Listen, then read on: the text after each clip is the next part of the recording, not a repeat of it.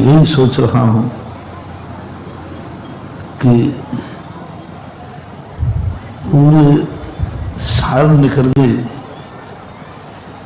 यह महीने में ये शोरगुल कैसे हो रहा है चारों तरफ से।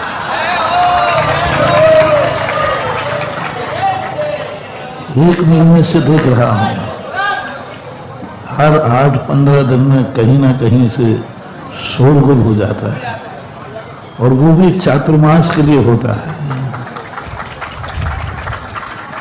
तब मैंने सोचा कि ये भव्य आसन्न भव्य लोग हैं कि चातुर्मास के सुबह होने के पहले जाग रहे हैं।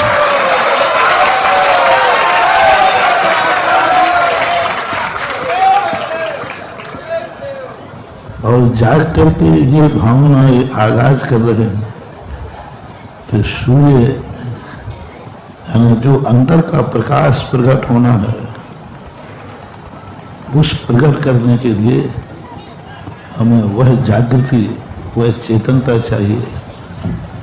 कहीं ऐसा ना हो जाए कि चूक जाए। और इस बार तो अभी 2 जेठ हैं, और तुम लोग चाहते हो, मैं पूछता हूं कि संत शिरोमणि आचार्य विद्यासागर महाराज को क्यों तुम लोग ज्यादा चाहते हो? सारे भारत को मालूम है कि पूज्य गुरुदेव सारे भारत के हृदय से चहेते थे। क्यों थे? क्यों थे? सबसे बड़ी विशेषता पूज्य गुरुदेव की थी कि वो अन्यत आहारी थे, अन्यत बिहारी थे। उनका कुछ भी निश्चित नहीं होता था। उस अन्यत बिहारी ने सारे भारत को सुबह होने के पहले जागने की आदत डाल दी।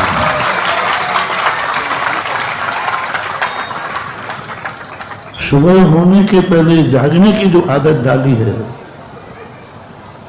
जगाया है पूज्य गुरुदेव आचार्य महाराज विद्यासागर महाराज। यदि वो नियत बिहारी होते तो तुम कोई नहीं जागने वाले थे। वो पहले ही से महाराज कह देते मैं आ रहा हूं। तुम्हें इतना भर पता चल जाए कि महाराज आ रहे हैं, फिर तुम सोए बिना नहीं रहोगे, आ ही रहे। लेकिन आचार्य ने कहा धोखे में मत रहना, जागते रहो, जागते रहो। और आज सारे भारत आचार्य श्री पूज्य गुरुदेव की बस अनियत चर्या, अनियत आहार का परिणाम था कि आचार्य श्री जहां रुक जाते थे वो एक चौके में आहार करते थे, लेकिन सैकड़ों चौके लाइन में खड़े हो जाते थे। क्यों? इंदौर में तो ये स्वाद चखा हुआ है। क्यों? महत्व एक कारण था कि पूज्य गुरुदेव का आहार अन्यत था, और जहां अन्यता होती है तो हर व्यक्ति के मन में होता है कि मेरा नंबर भी आ सकता है। हर व्यक्ति सोचता है, क्योंकि अन्यत है। और यही बिहार की स्थिति थी। सारा भारत जागरूक हो जाता था, क्योंकि उनका कुछ भी नियत नहीं है। इसलिए हर व्यक्ति के मन में एक तमन्ना रहती थी, भाई आचार्य श्री तो चतुर्मास कहीं एक ही जगह पे करेंगे ना। और हर व्यक्ति कहता था करेंगे तो एक ही जगह पर, लेकिन उनका विहार चतुर्मास अनियत है, शायद उस अनियत में मेरा नंबर भी। हर व्यक्ति सोचता था। पूज्य गुरुदेव की यह चर्या ने सारे भारत को जगा दिया और एक अतिशय किया, चमत्कार किया। बहुत बड़ा अतिशय किया है, अतिशय, इससे बड़ा अतिशय नहीं होता। चतुर्मास आहार एक चौके में होता है, लेकिन 100 चौके लगते हैं तो खाते में लिखा मिलेगा 100 लोगों को फलानी तारीख में आपके यहाँ संत श्रोमणी आचार्य विद्यासागर का आहार हुआ। एक ही तारीख में 100 वही खाता मिलेंगे। 100 लोग कहेंगे, दुनिया कहेगी दिगंबर साधु तो एक ही चौके में आहार करता है, ये 100 में कैसे हो गया। यही आचार्य सिंह ने खोज की कि मैं एक चौके में आहार करूंगा। अभी प्रदीप कोई कह रहे थे ना जैन साहब कि आप विक्रिया करो, हमारे गुरुदेव ने हमें विक्रिया करना सिखा गया। गुरुदेव खुद विक्रियाधारी थे, वो एक चौके में आहार करते थे, लेकिन 100 चौके वालों को आहार देने का पुण्य उनके खाते लगा जाता। करते एक में थे, लेकिन 100 लोगों में आहार लिखा रहता था। सबके यहाँ तारीख, कर्म की किताब अवधि ज्ञानी से पूछो तो वो कहेंगे हाँ तुम्हारे यहाँ हुआ था, क्योंकि वो अनियत बिहारी थे, तुम्हारे यहाँ हो सकता है। अनियत बिहारी का सबसे बड़ा चमत्कार होता है, वो एक चौके में आहार करता है और पूरे भारत वालों को लिए पुण्य का लाभ देता है। यही चतुर्मास आचार्य से कहते थे, एक स्थान पर कहीं होता है, लेकिन पूरे भारतवर्ष को आचार्य महाराज के चतुर्मास कराने का पुण्य मिलता था। वो कितने साल रहे उतने चतुर्मास हुए, लेकिन मैं कहना चाहूँगा भारत में जहाँ जहाँ श्रावक रहते हैं वहाँ सभी जगह आचार्य जी के चतुर्मास हुए। ये कर्म की विधा है। अब आप लोग पूछते हैं, आप लोग कहते महाराज आप तो हाँ कह ही दो, ये बता दो। मैं आप इंदौर वालों से, हालांकि इंदौर वालों का हक बनता तो है,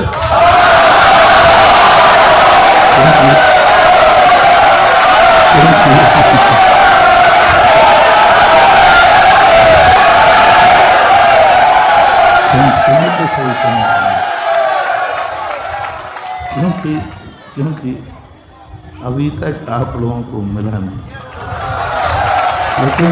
लेकिन ये भी पक्का है कि इंदौर वाले पहली बार इकट्ठे होकर अभी आए हैं। और ये अभी मुझे पता चला, एक दो बार पूज्य गुरुदेव के सामने आपकी चर्चा भी आई, तो यही चर्चा होती थी इंदौर तो, लेकिन अभी गोधा जी ने बताया। मैं यही सोचता था कि इतने सालों से इंदौर गया कहाँ था, इतने सालों से इंदौर कहाँ था। कोई अलग आते थे, कोई अलग आता, कोई तिलक नगर से आता था, कोई छत्रपति कॉलोनी से, कोई कहीं से आते थे, कहीं से आते थे। इंदौर के नाम से तो पहली बार आए। तो मैं सोचता था कि आखिर ऐसा क्यों हो रहा है। तो अभी आपके अध्यक्ष महोदय गोधा जी ने कहा इंदौर का संगठन 50 साल के बाद ये अभी हुआ है। 50 साल से जाने वही देख लीजिए, 50 साल से वो संगठन नहीं बना पाए, क्योंकि सब लोग अपनी अपनी खिचड़ी, अब खिचड़ी नहीं, अब डिग हो गई, डिग है। संगठन में शक्ति होती है, संगठन में आवाज होती है। महानुभाव अध्यक्ष जी ने कहा था ना कि महाराज कहीं हमारा विश्वास टूट न जाए। जनता ने हम पर विश्वास किया है और हमारा विश्वास आप है। तो ये मत समझो कि हम लोग गौर से सुनते नहीं, हम लोग बहुत गौर से सुनते हैं। लेकिन यह बात ध्यान रखना, ये जैन धर्म है, इस पर विश्वास एक बार होता है तो जब तक मोक्ष नहीं होता तब तक टूटता नहीं है, उसको विश्वास बोलते हैं। विश्वास चतुर्मासों पर आश्रित नहीं होता,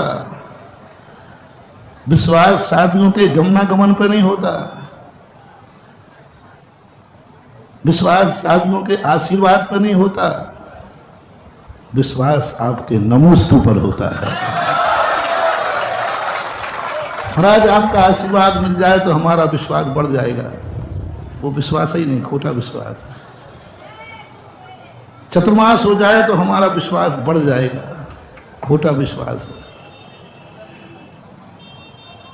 आप महाराज इंदौर की हाँ कह दो, पूरे इंदौर का विश्वास बढ़ जाएगा, उसे मैं विश्वास ही नहीं मानता। ये तो बरसाती मेंढकों का विश्वास है। बरसात देख करके टिर टिर करना, ये तो मेंढकों का विश्वास है। विश्वास तो वो है, चाहे आशीर्वाद मिले या ना मिले, चतुर्मास मिले या ना मिले, विश्वास अखंड रहता है, उसको बोलते विश्वास रहता है। विश्वास सापेक्ष नहीं होता, विश्वास अंतर चेतना का होता है, विश्वास गुणों का होता है, विश्वास साधना का होता है, विश्वास व्यक्ति का नहीं होता, व्यक्तित्व का होता है।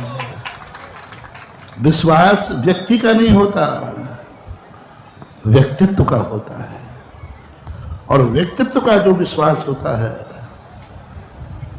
वो किसी छोटी मोटी अपेक्षाओं की दरकार नहीं करता। ये चतुर्मास मतुर्मास तो ये बहुत छोटी चीज है, 4 महीने के थी, 120 दिन के हैं। और विश्वास तो वो है, पाया न मोक्ष पद जोड़। विश्वास एक छोटी छोटी बातों में टूट जाएगा, छोटी छोटी बातों में टूट जाएगा। महाराज आप हमारे यहाँ हार को नहीं आए तो विश्वास टूट जाएगा। और वारे वाह पट्टा, तो विश्वास मेरे ऊपर कहाँ रहा? विश्वास तो तुम्हारे आहार के ऊपर रहा। विश्वास साधु पर कहाँ रहा? विश्वास तो चतुर्मास पर रहा। विश्वास तो चतुर्मास पर रहा, व्यक्तित्व पर नहीं रहा, साधु पर नहीं रहा, साधना पर नहीं रहा, गुणों पर नहीं रहा। विश्वास किस पर रहा? चातुर्मास होवे तो, हमारे नगर में आगमन होवे तो, हमारे चौके में आहार होवे तो, हमें आशीर्वाद मिले तो, ये विश्वास नहीं है, ये व्यापार है। विश्वास को ऐसा अखंड करो कि विश्वास उस व्यक्तित्व के प्रति है जो 120 दिनों से नहीं बंधेगा, जो अमर और अनंत काल के लिए रहेगा। 3.5 महीने का 120 दिन होते हैं बस। और अविश्वास जो होता है वो व्यक्तित्व पर होता है। आज आचार्य श्री पर हमारा विश्वास है, वो रहें या नहीं रहें, हैं या नहीं हैं, आज भी वही विश्वास है जो कल उनके सामने था। आज भी उनके प्रति श्रद्धा वही है जो कल थी। इसलिए विश्वास को तोड़ो मत। विश्वास महाराज के अधीन नहीं है, विश्वास तुम्हारी अंतर चेतना और श्रद्धा के अधीन है। विश्वास आत्मा में से प्रकट होता है। ये जनता जो आई है, ना मैंने बुलाई है और कह दूं, और ना तुम्हारी कमेटी ने बुलाई है। आप ये जो आई है, माँ तुम्हारा सूचना था, ये अंदर श्रद्धा से आई है, भक्ति से आई है। तुम कहो ये सुधा सागर के लिए आई है, मैं नहीं मानता। ये मैंने बुलाई है, ये नहीं मानता, मैं तुम्हें बुलाता ही नहीं हूं। और किसी कमेटी ने बुलाई है तो भी नहीं मानता। आपने कई बार कई कार्यक्रमों के लिए इंदौर को आमंत्रण दिया होगा, इतने जल्दी इतने इकट्ठे हो जाते पुराने लोग बता सकते हैं। लेकिन जब बालकों के मन में, बच्चों के मन में, समाज के मन में अंदर से श्रद्धा होती है तो माँ एक सूचना पढ़ते हैं, एक आवाज सुनते हैं, और गुनाह में आकर बैठ जाते हैं। इसलिए ये जो श्रद्धा है, अंदर का सैलाब है, ये शाश्वत है। जब तक तुम हो तब तक तुम्हारा विश्वास रहना चाहिए, और जब तक विश्वास है तभी तक तुम्हारा विश्वास तुम्हारे जीवन का आधार है। विश्वास को जीवन के साथ बांधो। विश्वास खत्म है, जीवन खत्म है, और जीवन खत्म है तो विश्वास खत्म है। जब तक विश्वास है तभी तक जीवन है, और जब तक जीवन है तभी तक विश्वास है। तो इसलिए विश्वास को कभी हताश मत होने देना। और सब कुछ तुमसे मैं कह रहा था, अभी पिछली बार आए थे जबलपुर भोपाल वाले, तो मैंने पूछा था भाई मेरे गुरु कौन थे। मैं आप लोगों से पूछ रहा हूँ, पक्का है, कोई संदेह तो नहीं? तो बस मुझे गुरु की राह पे चलने दो ना। जब पक्का ही शिष्य हूं तो मैं भी उन्हीं की राह पे चलना चाहता हूं। चतुर्मास को क्यों निश्चित करते हो, उसको अनियत रहने दो। इंतजार का मजा कुछ और होता है। तुम्हारे लिए इंतजार नहीं, मुझे भी रहता है, ऐसी बात नहीं। ऐसा नहीं है कि हम आपको अनियत रखें और हम नियत हो जाएं। ये हमारे गुरु में नहीं था कि तुम्हें तो गुमराह करते रहें और अंदर से महाराज स्वयं निश्चित कर लें। मैंने कई बार गुरु जी को देखा, वो अपन को ही अनियत नहीं रखते थे, वे खुद भी अनियत रहते थे। कई बार ऐसे बिहार कर देते थे, कहाँ जा रहे, बोले हमें पता नहीं। वो कुछ अनियत रहते थे, चौराहे पर खड़े होकर देखते कहाँ जाऊं। वो खुद अनियत रहते थे, और वही संस्कार रहना चाहिए। आज मैं यही चाहता हूँ कि मेरे जीवन में गुरु की हर चर्या, हर उनका उपदेश हमारे जीवन की साधना बने, उनका दिखाया पथ हमारा मार्ग बने, उनके दिए हुए उपदेश हमारे मंत्र बने, उनके दिए हुए मंत्रों को हमें सिद्ध करना है, उनके बताए हुए रास्ते पर हमें चलना है, और उनकी बताई हुई चर्या को हमें उतारना है। तो आप लोगों की क्या राय है, मैं गुरु की अनुकरण करूं या उनका अनुकरण का मार्ग छोड़ दूं? थोड़ा जोर से बोलो ना। तो फिर रहने दो ना, अनियत क्यों नियत कर रहे हो? किस बात तो महाराज हाँ बोल ही दीजिए। आशीर्वाद में ना तो कल कमी थी ना आज कमी है। आशीर्वाद तो सदा में दोनों हाथ से देता रहता है। तुम ये मत समझना कि हमारे लिए ही अनियत है।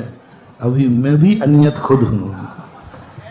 अभी मेरा भी अभी कुछ भी नियत नहीं, कुछ भी एक संभावना में भी मैंने अभी कोई नियत नहीं किया। और जब नियत नहीं रहता है तब तक वो लॉटरी का टिकट नंबर याद रखना। लॉटरी का टिकट लेने के बाद व्यक्ति नंबर कब तक याद रखता है?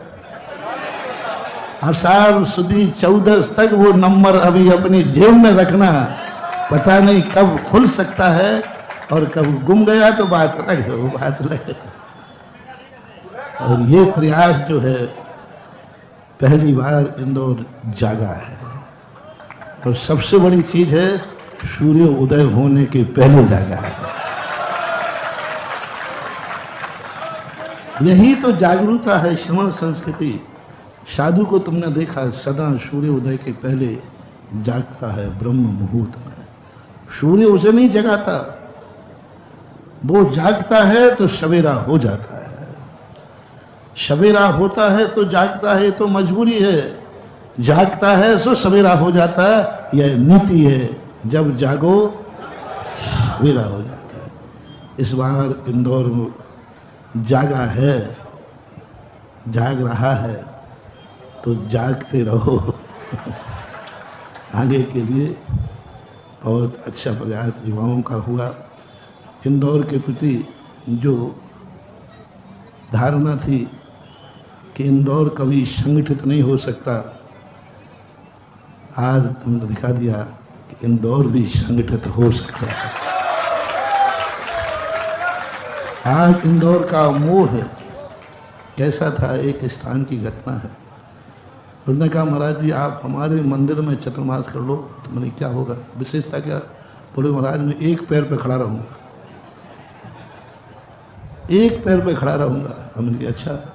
और मैंने कहीं बाजू में हो गया चतुर्मास तो बोले फिर दिवाली के दिन दर्शन कर लूँगा। तो ये सब होता है, लेकिन आज एक आगाज किया तुमने। इंदौर समाज ने तुम्हारे ऊपर विश्वास, तुम्हें किसी मंदिर का प्रतिनिधि नहीं बनाया है, तुम्हें इंदौर का प्रतिनिधि बनाया है, किसी मंदिर का नहीं बनाया। आपके कहे अनुसार आप किसी मंदिर के नहीं हैं, आप एक इंदौर के 50 साल के बाद एक क्रांति के सारे इंदौर का प्रतिनिधित्व करने के लिए समाज का एक झंडा, एक बैनर सामने आया है। नहीं, बूढ़ों को छोड़ना मत, ध्यान रखना, बूढ़ों को कभी मत छोड़ना, ये इतने खतरनाक हैं। क्योंकि ये रथ की कील जानते हैं, तुम बैठ के आगे हाँकते हो और उन्हें कील निकाल दी तो तुम्हें मात जुआरी मिली है तो तुम अहंकार बन जाओगे, हम साथी हैं। वे पुराने रथ की कील जानते हो और कील निकाल दी बेटा तो बूढ़ों को जरूर साथ लेके चलना, क्योंकि उनका पीठ पे जो आशीर्वाद होता है वो तुम्हारे पैरों में ताकत देता है। वृद्ध जो आशीर्वाद में ताकत बहुत होती है। पुरुषार्थ तो अपन करते हैं, लेकिन वृद्धों का आशीर्वाद होता है तो उसमें पुरुषार्थ में कई गुनी ताकत आ जाती है। इसलिए वृद्धों का तो आलम्बन रहने, उनको छोड़ना नहीं है। और सब लोग आज एक संगठन लेकर के इंदौर इकट्ठा हुआ और एक संगठन की आवाज़ हुई। यह आवाज़ सदा कायम रहे, ऐसा ही अपने आप में एक इतना बड़ा शहर है। मैं तो कहता हूँ हर बड़ा शहर तक ही सीमित नहीं रहे, इसकी ऋचाएँ, इसकी संहिताएँ, इनका प्रभाव आसपास के गांवों तक भी इन शहरों का संरक्षण पहुंचना चाहिए। बड़े शहरों की सभाएं गांवों को संरक्षण दें, छोटे छोटे गांवों पर जाकर के अपना प्रभाव दिखाएं और उनके सुख दुख में शामिल होने के लिए प्रयास करें।